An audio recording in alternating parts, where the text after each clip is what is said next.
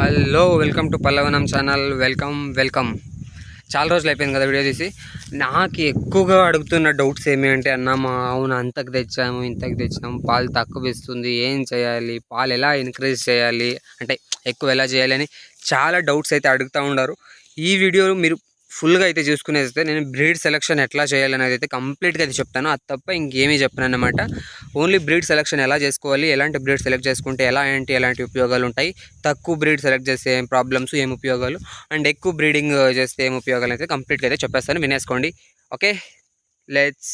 Hello friends, చెప్పాను కదా breed ఎట్లా మనము సెలెక్ట్ చేసుకోవాలి. ఫస్ట్ సంతకి వెళ్ళిన తర్వాత ఆవును ఎలాంటి ఆవును సెలెక్ట్ చేసుకోవాలి, పాలు ఎక్కువ ఇస్తుంది లైక్ ఫ్యూచర్లో అంటే ఫస్ట్ ఫ్రెండ్స్ మీరేం చేయాలి అంటే పడ్డల్ని తీసుకోవాలి, ట్రై చేయాలి. అంటే ఆవులకి ఇప్పుడు ఏం చెప్తారంటే 10 లీటర్లు పెడతా ఉంది, మేము కరెక్ట్గా 50,000కే ఇచ్చేస్తామనేసి సంతల్లో అమ్మడానికి మీకు ట్రై చేస్తారు. కానీ అది ఎన్నో ఈ తినింది అని తెలుసుకోవాలి. ఎందుకంటే మీ దగ్గర లైక్ 4 ఈతలు 5 ఈతలు నిండి ఆవుని మీరు 50,000కి తీసుకొచ్చేస్తే అమ్మమ్మ అన్న మీ దగ్గర అది 2 ఈతలు ఇంతుంది. ఈయన తర్వాత పాలు ఎక్కువ పిండి అవి అయితే ఏమవుతుంది చెప్పండి, ఫుల్ వీక్ అయితే అయిపోతుంది. దానికి మళ్ళీ ఇంకో ప్రాబ్లం వస్తూ ఉంటుంది. కాబట్టి మీరు ఫస్ట్ వయసులో ఉన్న ఆవులను అయితే తీసుకోవడానికి ట్రై చేయండి. నేను మేజర్గా చెప్పేదంటే పడ్లు అంటారు మా సైడ్ లాంగ్వేజ్లో, మీ సైడ్ ఏమంటారు తెలీదు. పడ్లు తీసుకోవడానికి ట్రై చేయండి. అండ్ నెక్స్ట్ అయితే చూసుకోవచ్చు మీరు మా బ్లాకీ చూడండి. మా బ్లాకీ గురించి ఆల్రెడీ అన్నీ చెప్పినాను వీడియోలో. ఆవును తీసుకున్నాను, ఇక్కడ చూస్తున్నారు కదా ఈ లైన్ అనేది ఇట్లా స్ట్రైట్గా ఉండాలన్నమాట. ఇక్కడ ఇంకా ఎక్కడి వరకు చూస్తే ఒకే దీంట్లో ఉంది, స్ట్రైట్గా ఉంది కదా, ఇట్లే ఉండాలా. కొన్ని ఆవులకి ఇక్కడ హైట్ ఉంటుంది, ఇట్లా గుంత ఉంటుంది, కిందకు ఉంటుంది, ఇది కిందకు ఉంటుంది, ఇది కొంచెం అదే ఇట్లా ఉంటుంది అన్నమాట. స్లోప్ లెగ్ చూడి ఇలా ఉంటుంది, ఇలా ఉండకూడదు. అట్లాంటి ఆవును అయితే సెలెక్ట్ చేసుకోకండి. దాని పాల విషయంలోనే కాదు, వేరే ప్రాబ్లమ్స్ కూడా వచ్చే ఛాన్సెస్ ఉంటాయి. ఇది పాయింట్ అయితే రిమెంబర్ చేసుకోవాలి. చూసుకోండి, మా బ్లాకింగ్ చూస్తే ఇక్కడి నుంచి ఇక్కడి వరకు ఒకే దీనిలో పోతుంది. అట్లా హెచ్ఎఫ్ కానీ జెర్సీ కానీ లేదా ఏ బ్రీడ్ అయినా కానీ ఆవులకి ఇలాగే ఉండాలి. ఈ స్కెలిటన్ అనేది కరెక్ట్గా ఉండాలన్నమాట. ఓకేనా, ఇది ఫస్ట్ బ్రీడ్లో మీరు చూడాల్సిన ఫస్ట్ పాయింట్. నెక్స్ట్ పాయింట్ ఏంటి అంటే, ఇప్పుడు మీరు బ్లాకింగ్ చూస్తూ ఉంటారు కదా, ఏ బ్లాకీ వెయిట్ ఉండేది పోతూ ఉంటుంది, కొంచెం అడ్జస్ట్ చేసుకోండి.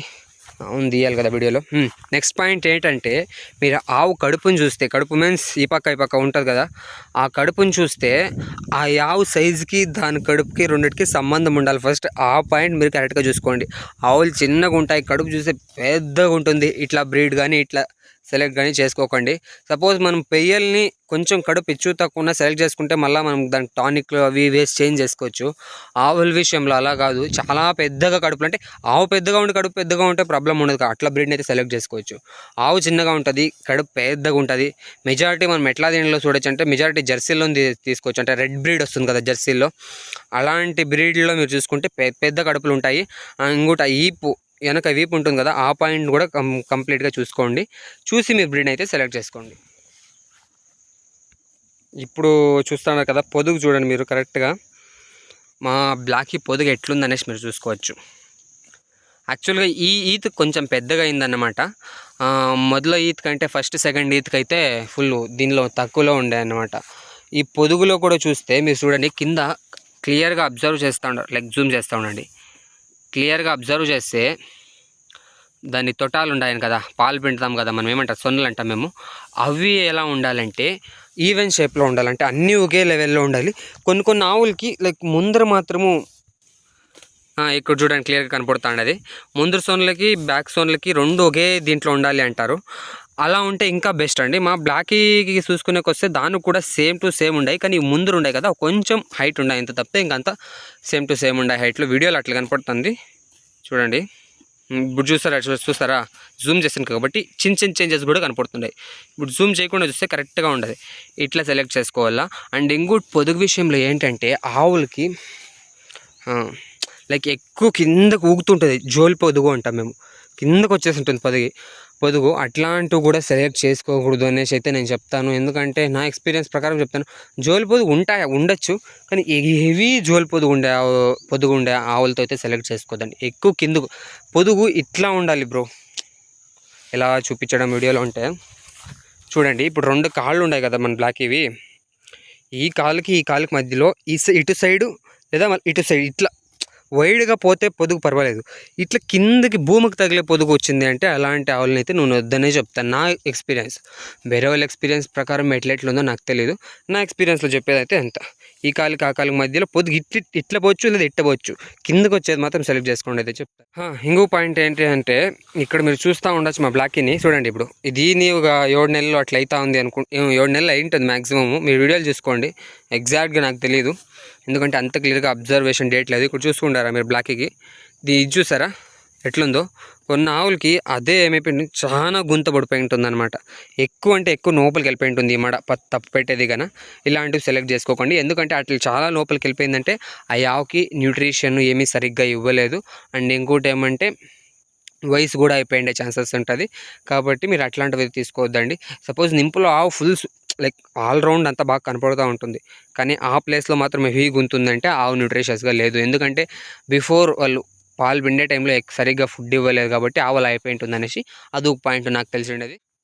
ఇంకా ఓవరాల్గా లాస్ట్ అండ్ ఫైనల్ పాయింట్ యావ్ తీసుకోవాలి అనేదే కదా, యావ్ బ్రీడ్ తీసుకోవాలి అనేదే బ్రోస్. ఇంకోటి ఇంపార్టెంట్ పాయింట్ ఏమంటే ఆవులు చాలా మెతువుగా ఉండే ఆవులు తీసుకోండి. ఫుల్ ఎద్దులాగా ఉంటాయి, అంటే ఆవులు పెద్దగా ఉంటాయి, దాని తొడలు పిక్కలు అంటారు మీ భాషలో. ఆ పిక్కలు పెద్దగా ఉండి గట్టిగా ఉంటాయి, అలాంటి ఆవులు పిండవు. అంటే ఈ వీడియోలో చూపించడానికి ఎగ్జాంపుల్ మీకు అలాంటి ఆవు లేదు కాబట్టి నేను చూపించలేకపోతున్నాను. దానిని మేము ఎలా వర్డ్ డిస్క్రైబ్ చేస్తామంటే పోత శరీరం ఆవులు అంటారు, అంటే పోత శరీరం ఫుల్ గట్టి ఉంటుంది. అలాంటి ఆవులు తీసుకోకూడదు. స్మూత్గానే దాని బాడీ లూజ్గా ఉండాలి. సపోజ్ ఎన్నైనప్పుడు నింపైనప్పుడు ఫుల్ అంతా చర్మం అంతా బాగా స్టోర్ అవుతుంది, బాగా దప్పంగా కనపడతాయి ఆవులు కూడా. కనపడినా కూడా ఏ రీజన్కి కూడా ఆ ఆవు మనకి ఒక ఎద్దులాగా కనపడకూడదు. అలాంటి స్మూత్గా ఉండే ఆవులనే తీసుకోండి. ఇంకొకే ఒక పాయింట్ ఏంటంటే ఆవు బ్రీడ్ సెలెక్ట్ చేసుకోవాలని నా ప్రకారం చెప్పాను. మా బ్లాక్ ఇంత ఇస్తుంది అనేసి, అండ్ అది హెచ్ఎఫ్ బ్రీడ్ కాదు, హోల్స్టైన్, అదే మీ భాషలో హోల్స్టైన్ అంటారు, మేము ప్యూర్ బ్లాక్ అంటాము. ఆ దానికి లేదా జెర్సీకో లేదా హెచ్ఎఫ్కో రెండిట్లో ఆవుదో దానికి క్రాస్ అయి పుట్టింది. ఇట్లాంటి క్రాస్ ఆవులు తీసుకుంటే బెటర్. అంటే ఇట్లాంటి క్రాస్ ఆవులు కొన్ని నాటి ఆవులు క్రాస్ అయి పుట్టింటాయి, అలాంటి క్రాస్ ఆవులు కాదు, తీసుకునే బెటర్.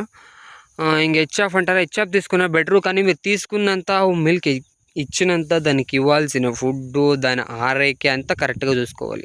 మనం హెచ్ఎఫ్ ఆవును తీసుకొని ఇలా ఎక్కడంటే అక్కడ బయట వదిలేసి పగ్గలంతా ఎండకు మేపితే సపోజ్ అది హెల్తీగా ఉండి మీకు ఇవ్వచ్చు పాలు, కానీ అన్ని పాలు ఇవ్వదు. అన్ని పాలు ఇచ్చినా కూడా దాని ఆరోగ్యం ఉండదు. మీకు లైవ్ ఎగ్జాంపుల్ అయితే నెక్స్ట్ వీడియోలో చెప్తాను. నెక్స్ట్ వీడియో అయితే ఫాలో అప్ చేసేసుకోండి. అండ్ ఫైనల్గా ఈ వీడియోకి అయితే లైక్ చేసి సబ్స్క్రైబ్ చేసి కామెంట్ అయితే చేసేసుకోండి.